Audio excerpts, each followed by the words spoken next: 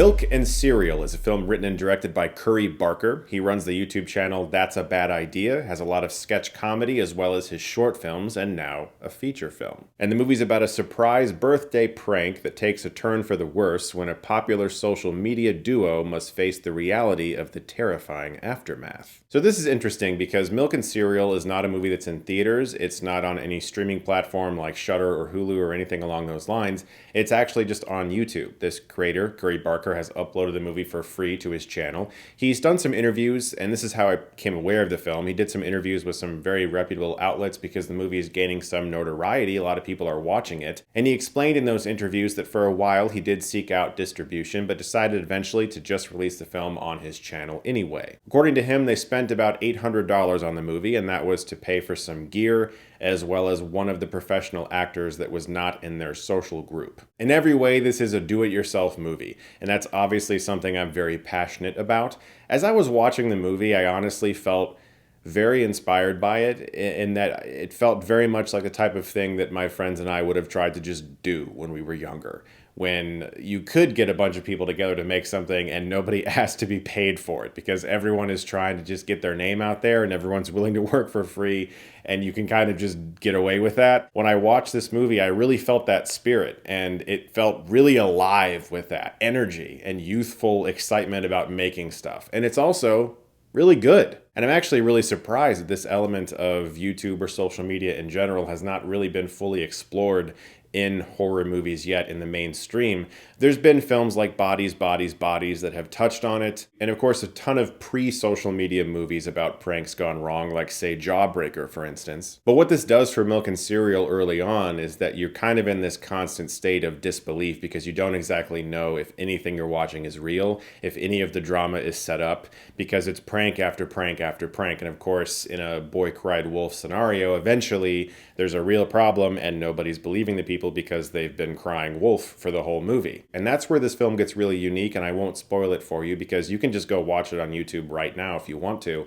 But the idea of what is really going on behind the scenes, not just the prank element of the movie and what these guys are doing on their YouTube channel, but what is also happening and how the information is given to us, I think is really unique and non-linear in a way that allows you to recontextualize other parts of the movie you've already seen. And Curry Barker is really good in the movie. He has a very unnerving sense to his character in the way that he puts himself across. There's some things that he does where he just kind of stares at the camera for a long time, smiling, that does kind of get under your skin after a while. And again, the DIY nature of the movie really adds to it. And that's actually something I'm really excited to talk about because I do wonder how people would be talking about this movie if they had gone to see it in the theater, or if they did rent it on Amazon or whatever.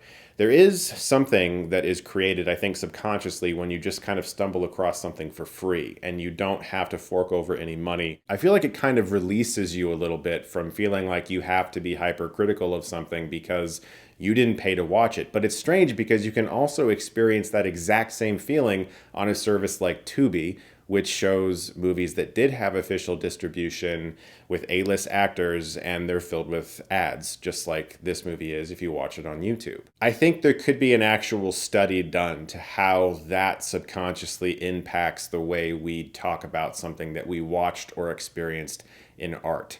How much money we paid for it, or if we paid anything for it at all. Or are we really just thinking about our time, whether or not we spent our time well enough? In the case of this film, though, good is good. It doesn't really matter how you saw it. If you saw it for free, or if you paid for it, or if you had to watch a ton of ads, good is good. It's also only 62 minutes long, so it's not much of a time commitment at all. The director, Curry Barker, has said in an interview that there was like an 85-minute cut of this movie, but that he pared 25 minutes down from it right before releasing it. There's plenty of scenes that are edited like a YouTube video with the dialogue cut up very quickly so that conversations flow in a somewhat unnatural way. I actually really would like to see that 85-minute cut of the movie, and I think a really interesting route forward for the filmmakers here is if they could find a platform that wanted to take on that version of the movie. Like if Shudder wanted to buy that version, or if there was a way to screen that version in a theater. I think that would be really exciting. There's a lot of copyright images in the movie, like Funko Pop and McDonald's, that they would have to figure out the rights issues with, which I can only imagine is probably one of the roadblocks they had in the search for distribution. But that could all be handled if this was treated like it was evidence or something and certain things had to be blurred out. We watch a lot of documentaries where people's shirts are blurred out or signs in the background that they couldn't get the rights to, the release for.